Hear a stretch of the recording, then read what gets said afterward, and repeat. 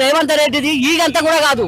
ఈ బస్తాలు, ఈ మందు బస్తాలు ఆడోళ్ళకు 2500, మహిళలకు పండుగలకు ఏది కేసీఆర్ ఉండగా వాళ్ళకు పండుగలకు సంతోషంగా చీరలు, అది అదే ముస్లింలకు కూడా రంజాన్ పండుగకు అసలు బట్టలు కూడా ఇచ్చేది. వీని ముఖానికి పండుగకు బట్ట కానీ చీమ కాలంతా కూడా ఇంతవరకు ఏ రైతుకు ఏ మహిళలకు కూడా చెందలేదు ఇంతవరకు.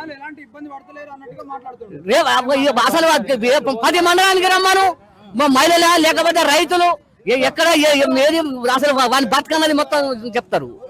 ఏ మాత్రం అసలు ఈ రాజకీయం ఇది అసలు ఏది రేవంత్ రెడ్డి కూడా అసలు వాస్తవం చెప్పాలంటే తెరసాటునే ఉండి మాట్లాడుకుంటాను కానీ ఆ వాస్తవంగా వచ్చి మాట్లాడమని ఆయన తమ్ముంటే పెట్టుకుంటా. మందు వస్తారు 3 గంటలకు వచ్చి పండుకోమా ఇక్కడ ఏం చెప్తాం? ఇంకా ఆ పొలాల వరి పొలాల కాడికి పోయి చూస్తే మా బతుకులు అసలు ఎందుకు, మేము బతికేది ఎందుకు?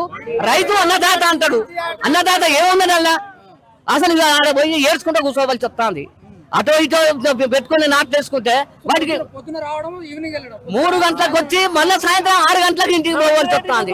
ఎప్పుడు వస్తే తెలియదు, ఎప్పుడు పోతే తెలియదు, అది వచ్చేదే తెలియదు. ఇప్పటికీ దగ్గర వారం 10 రోజుల కంచెని ఈ ఒత్తుడు పోవడం సరిపోతుంది. మా గొట్లు, మా గోడ ఇవన్నీ ఎంత నష్టం మాకు.